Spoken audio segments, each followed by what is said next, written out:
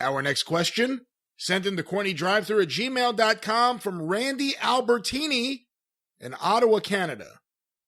That sounds like something on the menu over at fucking Outback. The Albertini. I'm a 65-year-old fart.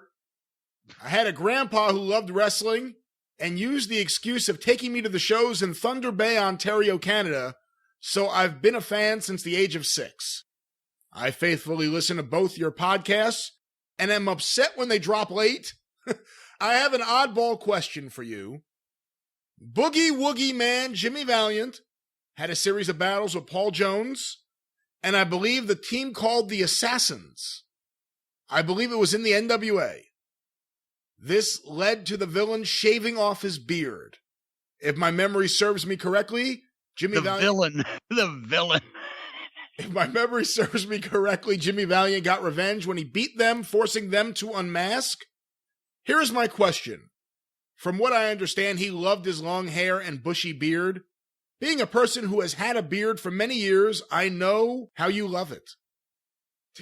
To get me to allow someone to shave it would cost, and he has $5 signs here. Used to be 5 stars, now it's $5 signs. Do you know, or can you give an educated opinion as to how much the booker had to pay to get Jimmy Valiant to allow this to happen?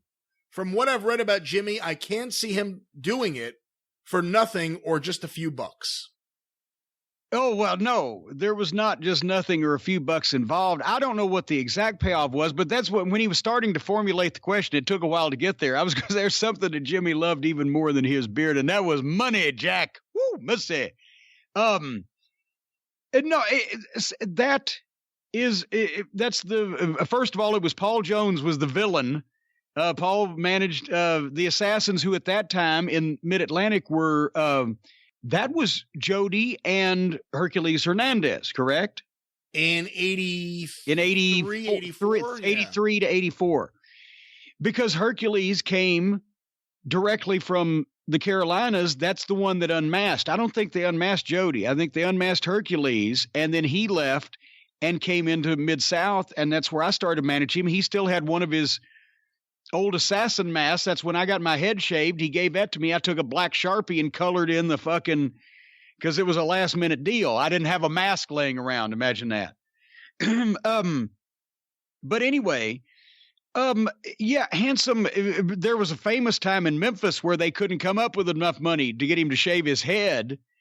And they advertised it anyway, because Lawler thought, well, we'll get out of it and blah, blah, blah. And it was going to be hair versus hair, Lawler and Valiant, and Valiant Pearl Harbored Lawler from behind before the match started. Lawler couldn't continue, and Jerry thought that the people would be so sympathetic they wouldn't want to see him get his hair cut, but instead they rioted and set shit on fire because nobody got their hair cut.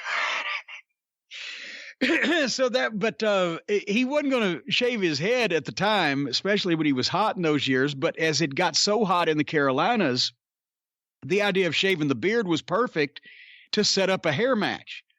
So the concept was not as much they paid him to shave his beard in the angle as much as the promise was there of was that a Starrcade match, or was that when they did the Boogie Jam 84, when they did a whole tour around? You know what? There was so much, because at one point he lost his hair, he lost his beard. Paul Jones lost his hair. I think Paul Jones may have lost his hair at Starrcade 86, I think. Yes.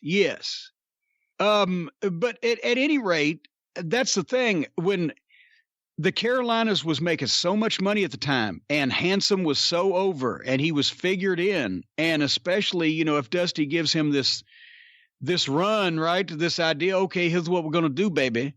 You know, we're going to clip your beard to get the heat, but then you're going to be in this run, and you're going to have the Boogie Jam 84 tour where you work on top in all these towns, and then you're going to be figured into this in Starrcade, and blah, blah, blah. And Handsome could see the money, so basically he was getting paid for the big matches where he would get revenge by getting his beard cut. I don't even know that they paid him. Actually, here's your check for Spartanburg, wherever they cut the fucking beard, right? An extra $500 because we cut your beard, but he was figured into matches where the payoffs would be thousands of dollars going forward for a long period of time with that. And Dusty was smart enough to see that even though Handsome at that point was in the twilight of his in-ring physical career, and the gimmick limited even what he was able to do before, because people don't remember 10 years before that as one of the Valiant brothers, the heel, and he was lean and he was in shape and he'd dive out of the ring over the top rope like Heenan used to do, running from the baby face. And, you know, he did a lot of more shit, but the gimmick didn't call for that. So Dusty realized, I've got this fucking guy that's over like God is one of my top baby faces. I don't have to put a title on him because he's not that kind of guy. He's just going to be over regardless. As long as I put him on TV to talk and beat somebody in 60 seconds, then, you know, and contain his. Paul Jones was the perfect manager because he wasn't tying up. I hate to say this, but about Paul, but he wasn't tying up me or J.J. Dillon with Handsome Jimmy in a program. Paul Jones's reason for being as a manager for that 2-year period of time was to be the foil for Jimmy Valiant, who was so over. And most of his guys were there at that time to be the foil for Jimmy Valiant, who was so over. And then you kept the somewhat questionable in-ring quality of the matches to the same match on the fucking card. And then the Horsemen and the Midnight and the Rock and Roll and the Dusty and Magnum, we'd all go do our thing. But because Jimmy was so over, he had to keep feeding him fucking heels. Dusty did as a booker. He would have been stupid not to.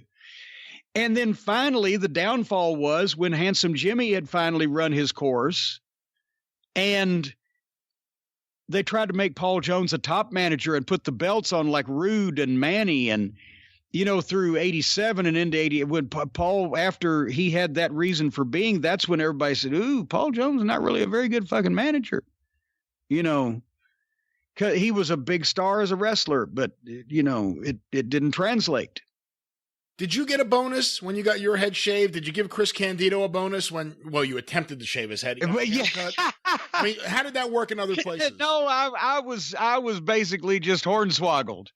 I got my payoff for being in the main event in New Orleans, and they just told me they were going to shave my head, and then that whole fucking thing went south. And no, with Chris, I fell victim to the same thing that happened to Lawler, and thought we could get by with a little sabotage as long as the heel did get their head shaved, But no, he agreed to do it because it wasn't that far off anyway from what he was wearing to begin with. But I all those things made me sour on head shaving. Now, having said that, for the big main event of Dundee getting his head shaved in Memphis, and then his wife Beverly getting her head shaved the next week, from what I understand, they got $6,000 for those two matches alone in 1977 because they sold out to Mid-South Coliseum, and it was the capper of a record-setting program between Lawler and Dundee. So that was the down payment on their first house in Hendersonville, I believe. And $6,000 in 1977 is what, $25,000 a day or whatever for two matches. That wasn't bad.